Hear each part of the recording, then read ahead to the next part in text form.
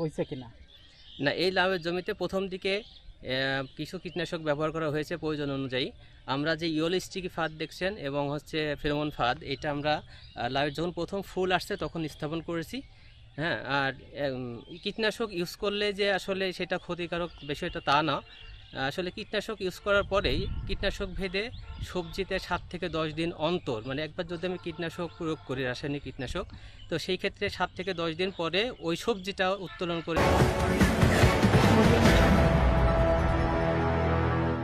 আসলে আমরা যেখানে যে লাউয়ের ক্ষেতে এখানে দাঁড়িয়ে আছি, এটা হচ্ছে আমাদের পার্টনার প্রকল্পের আওতায় উত্তম কৃষি চর্চার যে আপনার নীতিমালাগুলো আসছে সেইটা অনুসরণ করে এই লাউয়ের প্রদর্শনীটা সেট আপ করা হয়েছে।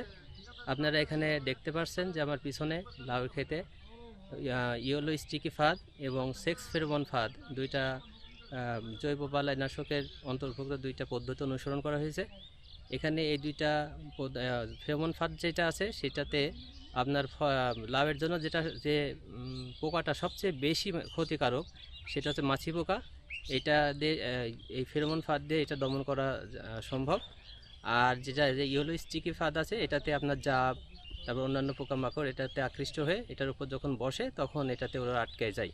এতে সুবিধাটা কি হয়, আমাদের যে রাসায়নিক কীটনাশক স্প্রে করার ঘন ঘন কৃষকরা স্প্রে করে, সেই স্প্রে করার পরিমাণটা কমে যায়, স্প্রে করার প্রয়োজন অনেকাংশে হয়ও না।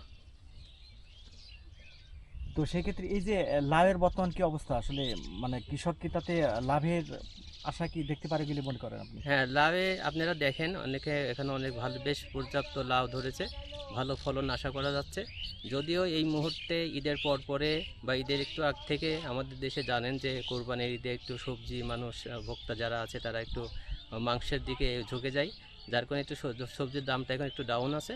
আশা করছি দু একদিনের মধ্যেই, যেহেতু ঈদ পার হয়ে চলে গেছে, আজ বেশ কয়েকদিন হয়, দু একদিনের মধ্যে এটা দামটা আবার আগের যে স্বাভাবিক দাম ছিল সেটাতে ফিরে যাবে এবং আমার কৃষক বা কৃষক ভাইরা সবাই একটা ন্যায্য মূল্য পাবে তাতে এবং লাভবান হবে। এই লাউয়ের জমিতে কি কোনো কীটনাশক ব্যবহার করা হয়েছে কিনা? না, এই লাউয়ের জমিতে প্রথম দিকে কিছু কীটনাশক ব্যবহার করা হয়েছে প্রয়োজন অনুযায়ী। আমরা যে ইয়েলো স্টিকি ফাঁদ দেখছেন এবং হচ্ছে ফেরোমন ফাঁদ, এটা আমরা লাউয়ের যখন প্রথম ফুল আসছে তখন স্থাপন করেছি। হ্যাঁ, আর কীটনাশক ইউজ করলে যে আসলে সেটা ক্ষতিকারক বিষয়টা তা না।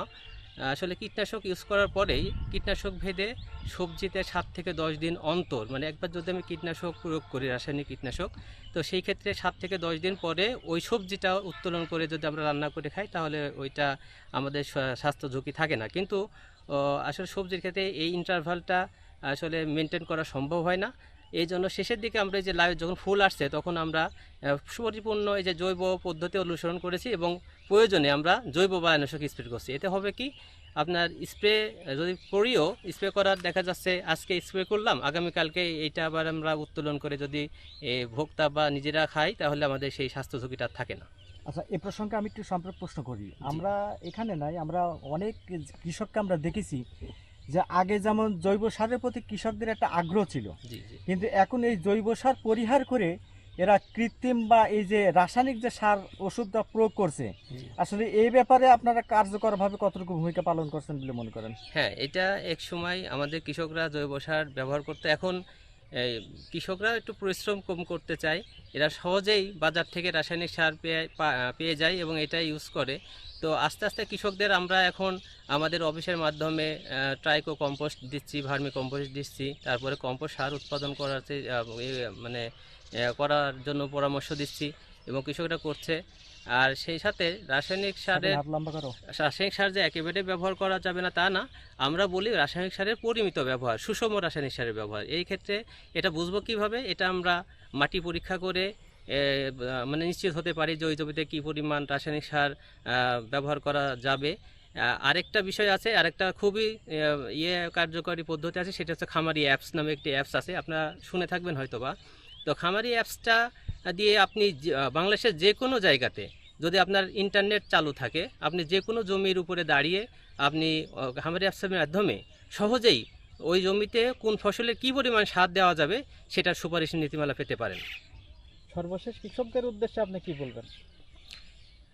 কৃষক ভাইদের আমি উদ্দেশ্যে বলবো যে দেখেন, আমরা সবাই তো যে যে কাজই করি, যে পেশাতেই আছি, আমরা সবাই অর্থনৈতিকভাবে সচ্ছল হওয়ার জন্য বা টাকা ইনকাম করার জন্য করে থাকি। তো শুধু যে টাকা ইনকাম করব এটাই না, আপনাদের টাকা ইনকাম করার পাশাপাশি আপনাদের নিজেদেরও স্বাস্থ্য যে ঝুঁকিটা থেকে যায়, নিজেদের স্বাস্থ্যের দিকেও একটা মানে আপনাদের লক্ষ্য দেওয়া উচিত। কারণ আমাদের এখানে কিন্তু আমার কৃষক ভাই যখন স্প্রে করে তখন সে মাস্ক ব্যবহার করে, অ্যাপ্রন পরিধান করে, সব কিছু নিজে মানে মেনে চলে মানে। তো এই ক্ষেত্রে হয় কি, মানে কৃষকদের ভাইটা আমরা বলবো যে আপনি নিজে বাঁচুন এবং যারা ভোক্তা আছে তাদেরও স্বাস্থ্য সুরক্ষা নিশ্চিত করুন। আমাদের এই গ্যাপের কিন্তু মূল নীতি হচ্ছে যে নিরাপদ খাদ্য। আপনারা হয়তো বলতে পারেন যে নিরাপদ খাদ্যটা কি? খাদ্য তো খাদ্যই। আসলে ওই যে যেটা বললাম, একবার বলেছি যে একবার রাসায়নিক কীটনাশক যদি প্রয়োগ করার পরে যে যে একটা গ্যাপ মেনটেন করতে হয় খাওয়ার পর্যায়ে, সেই গ্যাপটা যদি মেনটেন না করে আগেই আমরা দেখা যাচ্ছে আজকে স্প্রে করলাম, কালকে বা পরশু দিনে তুলে ওইটা যদি ভোক্তা পর্যায়ে মানে ভক্ষণ করা হয়, তাহলে এটা স্বাস্থ্য ঝুঁকি থেকে যায়।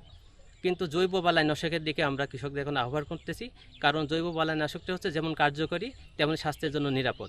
মানে আপনি আজকেই স্প্রে করলাম, আগামীকালকে যদি এটা ভোক্তা তার খাবার হিসাবে গ্রহণ করে, তাহলে সেই যে স্বাস্থ্য ঝুঁকিটা আমরা রাসায়নিক কীটনাশকের ক্ষেত্রে বলছি সেটা থাকে না।